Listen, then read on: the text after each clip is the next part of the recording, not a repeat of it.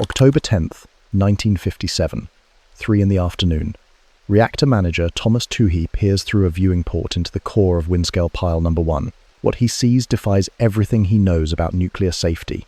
Fuel cartridges glow cherry red in the darkness. The uranium metal is burning inside Britain's most secret nuclear facility. The fire has been raging for hours. No one knows how to stop it. Toohey stares at a nightmare scenario that nuclear engineers insisted was impossible. Air-cooled graphite reactors don't catch fire. The design is inherently safe. The fuel cartridges are sealed in aluminum cladding. The graphite moderator blocks are carefully engineered to remain stable. But theory means nothing when uranium is melting before your eyes. Before we dive in, please consider dropping a like and subscribing. Windscale sits on the coast of Cumberland in northwestern England. 2 massive concrete towers dominate the skyline, each topped with distinctive filter assemblies that locals mockingly call Cockcroft's Folly. The filters were installed against the objections of cost-conscious bureaucrats. Sir John Cockcroft insisted they were necessary for safety. His colleagues thought he was being overly cautious. On October 10th, those filters become the only thing standing between Britain and a nuclear catastrophe that could dwarf Chernobyl. The facility houses 2 plutonium production reactors, each generating 180 megawatts of thermal power. Pile 1 came online in October 1950. Pile 2 followed in June 1951. Together, they produce weapons-grade plutonium for Britain's nuclear deterrent program. The reactors use a deceptively simple design. Natural uranium fuel sits in aluminum cartridges inserted into channels through massive graphite blocks. Air flows through the core to remove heat. The spent fuel is regularly discharged and processed to extract plutonium.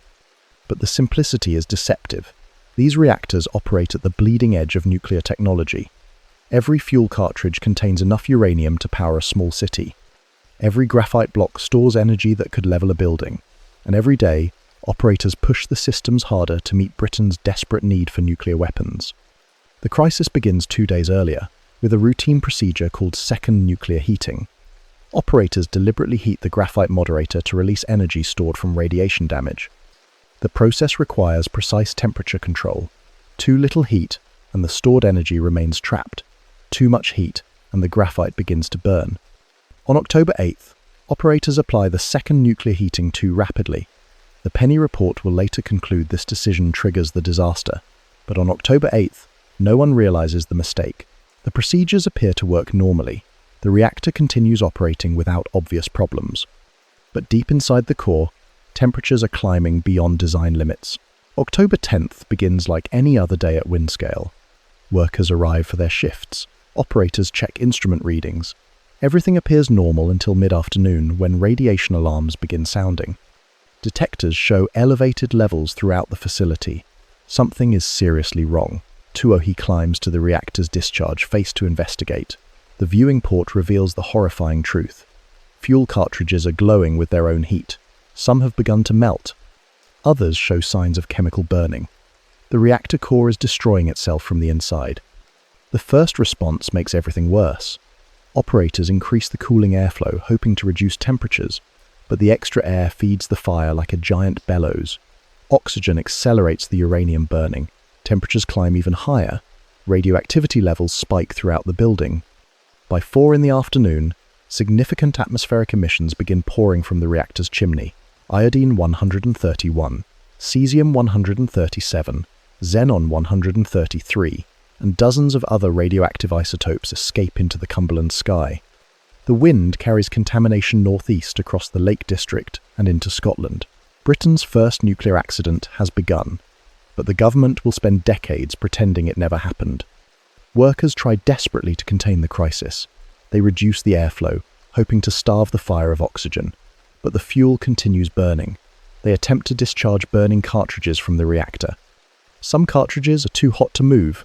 Others break apart, spreading contamination throughout the building. As evening approaches, operators face an impossible choice. The fire shows no signs of stopping. Conventional firefighting methods are useless against burning uranium. And every hour of delay means more radioactivity escaping into the atmosphere. But the alternatives are terrifying. Flooding a nuclear reactor with water could cause a steam explosion that destroys the entire facility. The water could react with burning uranium to create explosive hydrogen gas. Or it could simply spread radioactive contamination across a vast area. No one has ever faced this situation before. There are no procedures, no training, no clear chain of command for nuclear emergencies. As night falls on October 10th, the fire burns hotter. Radioactivity readings climb steadily, and Britain teeters on the edge of its first nuclear disaster. The decision that saves or dooms thousands of people will come in the next few hours. But first, the operators must overcome their training, their fears, and their government's desperate need for secrecy. October 10th, 1957, 10 in the evening. The fire at Windscale pile number 1 has been burning for 7 hours. Radiation levels throughout the facility exceed emergency thresholds. Fuel cartridges continue melting in the reactor core, and operators face a decision that could determine whether northern England becomes uninhabitable. They're about to try something that every nuclear safety manual says never to do. They're going to flood a burning reactor with water. The conventional wisdom is absolute. Water and nuclear reactors don't mix during emergencies. Water can flash to steam and cause explosive pressure waves. It can react with burning fuel to create hydrogen gas that detonates with devastating force.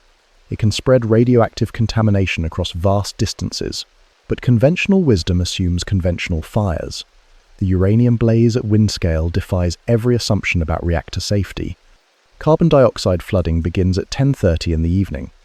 Operators pump thousands of cubic meters of CO2 into the reactor core, hoping to smother the flames. The gas is inert. It won't react with burning uranium. It should displace oxygen and extinguish the fire. For hours, the CO2 pours into pile 1. Workers monitor radiation readings, hoping to see a decline. Temperature sensors show fluctuating values, but the fire continues burning. By midnight, it's clear that carbon dioxide flooding has failed. The reactor core burns through the night.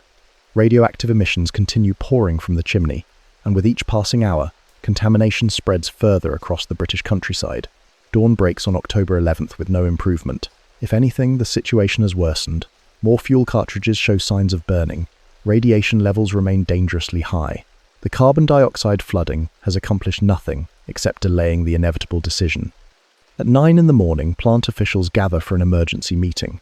The options are stark. They can continue with ineffective CO2 flooding while the reactor destroys itself. They can evacuate the facility and let the fire burn until it exhausts itself. Or they can risk everything on an unprecedented gamble. They choose water. The decision requires enormous courage. No one knows what will happen when thousands of gallons of cold water hit burning uranium fuel. The reactor could explode. The building could collapse. A massive steam cloud could spread radioactive contamination across half of England. But the alternative is worse. Mathematical projections show that an uncontrolled fire could release 10 times more radioactivity than actually escaped. The contamination could render vast areas of northern England uninhabitable for decades. At 10:30 in the morning, fire hoses connect to the reactor's water cooling system. The first streams of water enter the burning core. Workers evacuate to safe distances, expecting an explosion that never comes. Instead, something remarkable happens. The water cools the burning fuel without triggering a catastrophic steam explosion. Hydrogen production remains manageable. The reactor pressure vessel holds, and slowly, gradually, the fire begins to die. Before we jump back in, tell us where you're watching from today, and if this story hits you, make sure you're subscribed so you don't miss the next one. But success comes at a price. The water flooding creates vast quantities of radioactive steam. The contaminated vapor escapes through the reactor's ventilation system and emergency relief valves. Radiation levels spike beyond anything previously recorded at a British nuclear facility. The Cockcroft filters atop the chimney prove their worth. The massive concrete structures trap significant amounts of radioactive particles before they escape to atmosphere. Without the filters, emissions would have been catastrophically higher. Sir John Cockcroft's folly saves thousands of lives. By noon on October 11th, the fire is finally under control. Water continues flowing through the reactor core, preventing reignition. Radiation levels begin declining slowly. The immediate crisis is over, but the consequences are just beginning. Radioactive contamination spreads across a vast area of northern England. The wind carries iodine 131, cesium 137, and other isotopes northeast towards Scotland, then southeast across the Pennines. Fallout deposits on farms, villages, and water supplies throughout the region. Government radiation monitoring teams race across the countryside with primitive detection equipment. They measure contamination levels in soil, vegetation, and air. The results are alarming. Radioactivity exceeds safe limits across hundreds of square kilometers. The most dangerous pathway is through contaminated milk. Dairy cows graze on grass that has absorbed radioactive fallout. The iodine 131 concentrates in their milk, creating a direct route to human thyroid glands. Children are especially vulnerable because their smaller bodies and developing organs absorb radiation more readily. On October 13th, the government announces milk sales restrictions across a 500 square kilometre area around Windscale. Farmers must dump their entire production. Dairy cooperatives face financial ruin. Families lose their primary source of calcium and protein. The milk ban affects over 600 farms in Cumberland, Westmoreland, and southern Scotland. Children watch as their families' livelihoods pour into drainage ditches. By late November, authorities destroy 670,000 gallons of contaminated milk. The restrictions remain in place for weeks. Most areas are cleared by November 4th, but the most contaminated zones stay off-limits until November 23rd. Some farms lose their entire autumn milk production. The economic impact devastates rural communities that depend on dairy farming. But the government presents the restrictions as proof that everything is under control. Officials emphasize that no evacuation is necessary. They claim the milk ban is purely precautionary. They insist that radiation levels pose no immediate danger to public health. The reality is more complex. Typical child thyroid doses in affected areas range from 10 to 20 milligray. Some children receive over 100 milligray. These exposures exceed modern safety standards, but remain below levels that cause immediate illness. Long-term consequences prove harder to assess. Government estimates suggest the Windscale fire will cause approximately 100 additional cancer deaths over the following 40 to 50 years. Academic research later revises this estimate upward to between 100 and 240 fatalities. The numbers sound abstract until you consider what they represent. Every statistical death is a real person. A child who develops thyroid cancer decades later. An adult who dies from leukemia that might never have occurred.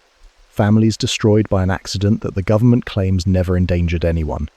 Workers at Windscale face their own health risks.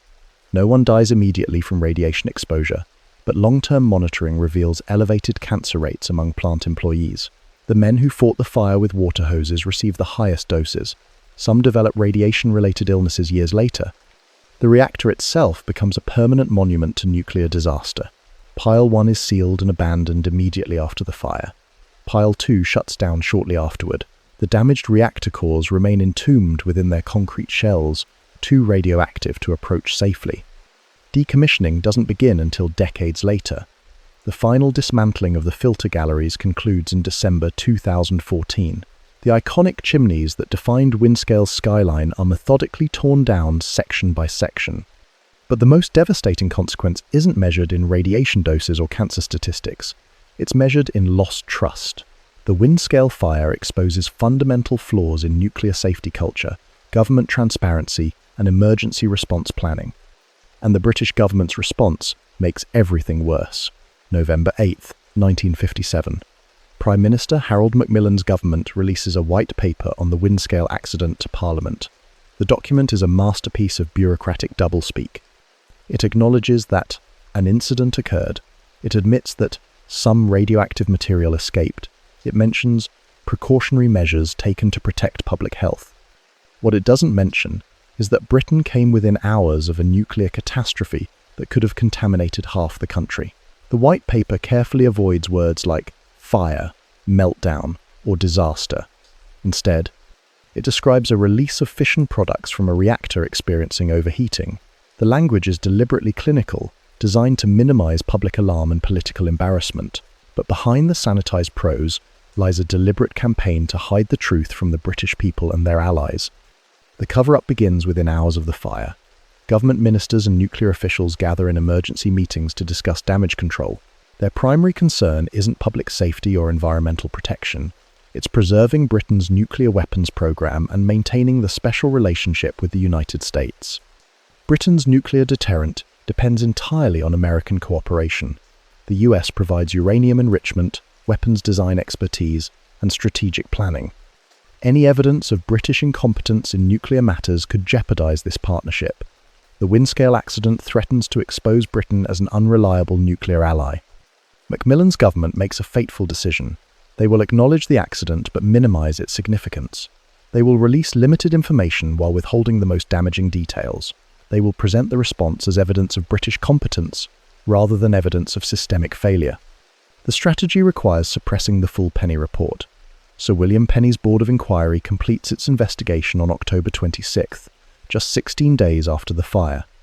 The report identifies fundamental design flaws, procedural failures, and organisational negligence that led to the disaster. But the government classifies most of the report's findings. Parliament receives only a heavily censored summary. The press gets carefully crafted statements that avoid technical details. The public learns almost nothing about what actually happened at Windscale. The censorship extends to scientific publications. Researchers who want to study the accident find their access restricted. Data on radiation releases, contamination patterns, and health effects becomes classified information. Independent analysis becomes nearly impossible. International observers receive even less information. The US Atomic Energy Commission requests detailed technical reports on the accident. British officials provide vague summaries that downplay the severity of reactor damage and radioactive releases. Key findings about design deficiencies remain hidden. The deception works remarkably well.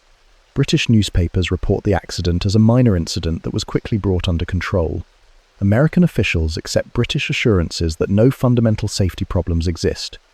The international nuclear community continues treating British reactor designs as safe and reliable, but the truth has a way of surfacing despite government efforts to bury it.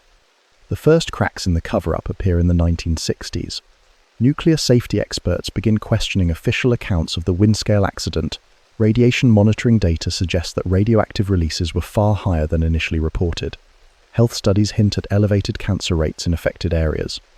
Academic researchers piece together fragments of information from multiple sources. They analyze meteorological data to reconstruct contamination patterns. They interview former Windscale employees who witnessed the fire firsthand. They examine soil samples from the 1950s that still contain traces of Windscale fallout. The emerging picture contradicts every aspect of the official narrative. The fire was far more serious than admitted. Radioactive releases were dramatically underestimated.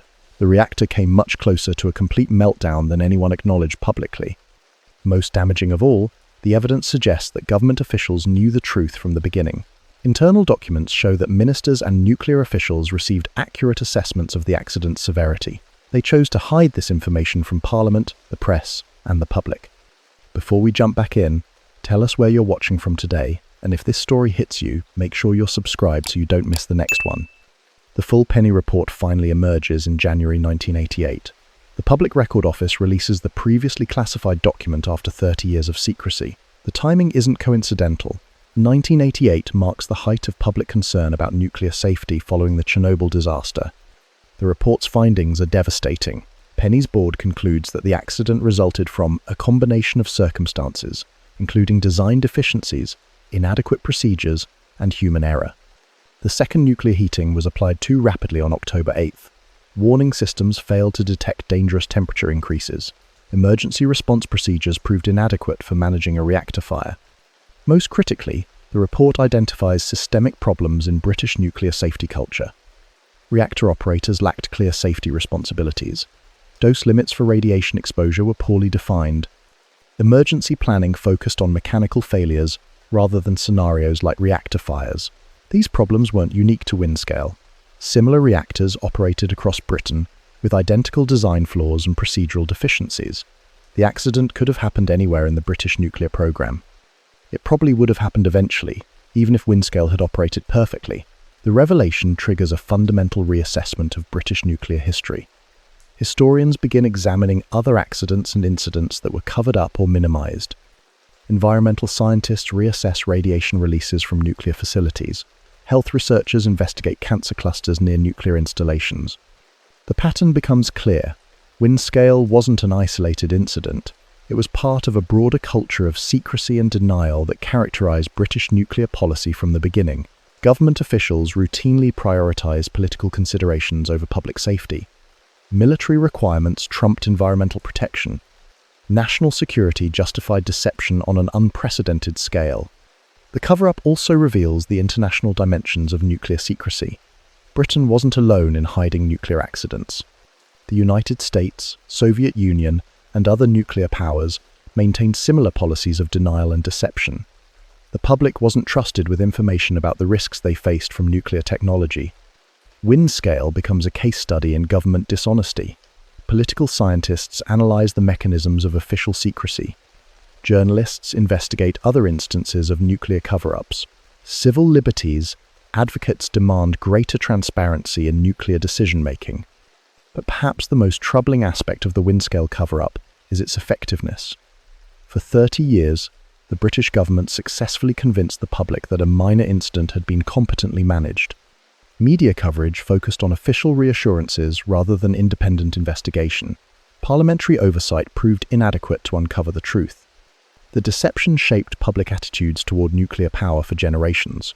Britons learned to trust government expertise and dismiss critics as alarmists. The nuclear industry benefited from undeserved credibility.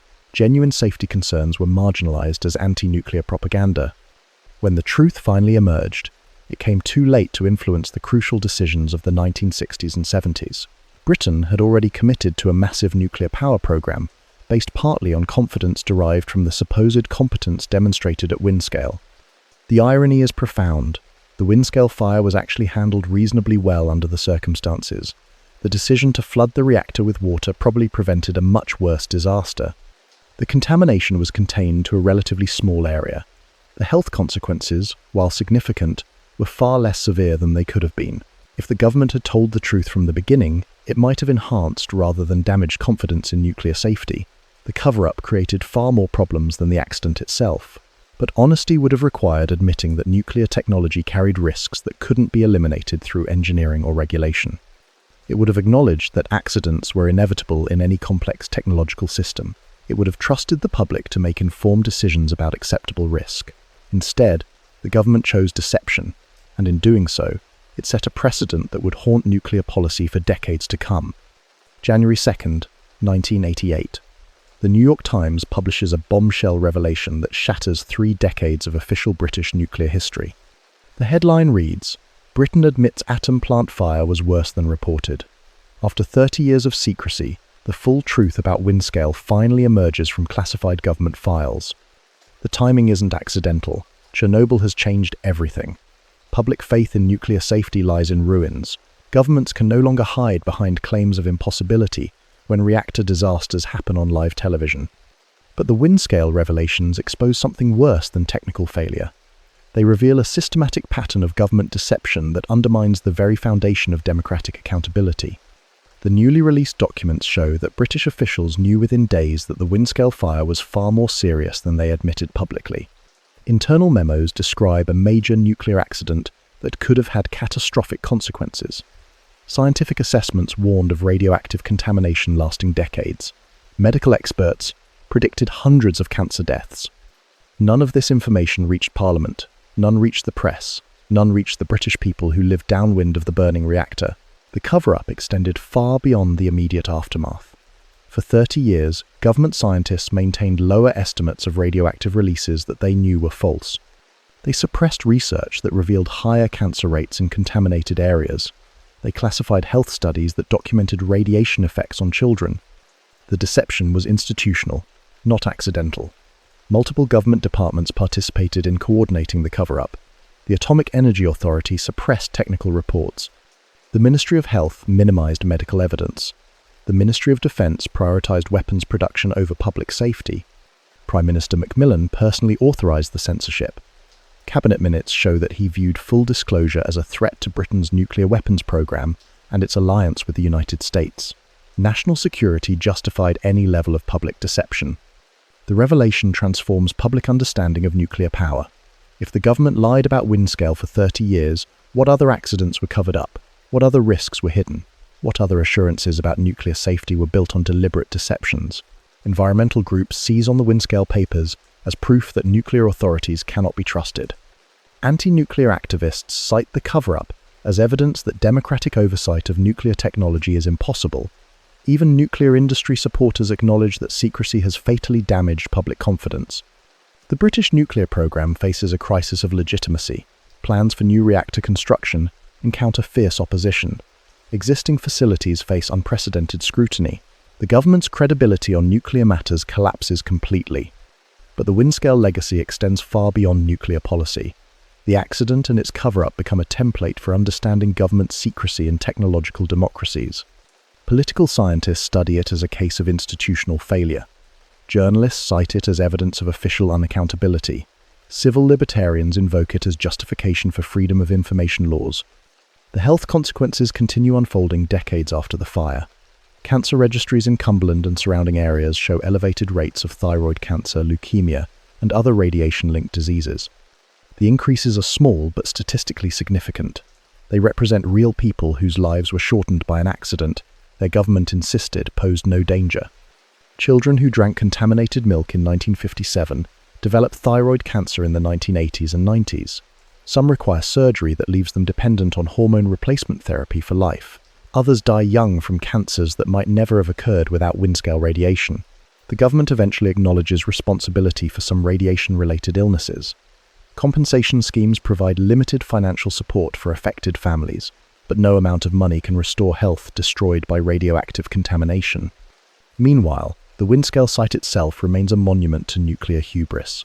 The damaged reactor cores sit sealed within their concrete shells, too radioactive for human approach. Decommissioning requires remote-controlled robots that work for minutes before radiation destroys their electronics. The cleanup costs escalate beyond all original projections. Dismantling the iconic filter towers requires specialized equipment and techniques that didn't exist when the reactors were built. Each piece of contaminated material must be packaged as radioactive waste. The final bill exceeds hundreds of millions of pounds. Site workers wear protective equipment to perform routine maintenance tasks. Radiation monitors alarm regularly as workers encounter unexpected contamination. Some areas remain off-limits 70 years after the fire. The accident's physical legacy will persist for centuries. But perhaps the most profound consequence is the lesson Windscale teaches about technological risk and democratic governance. Complex technologies create the potential for catastrophic accidents that authorities cannot predict or prevent.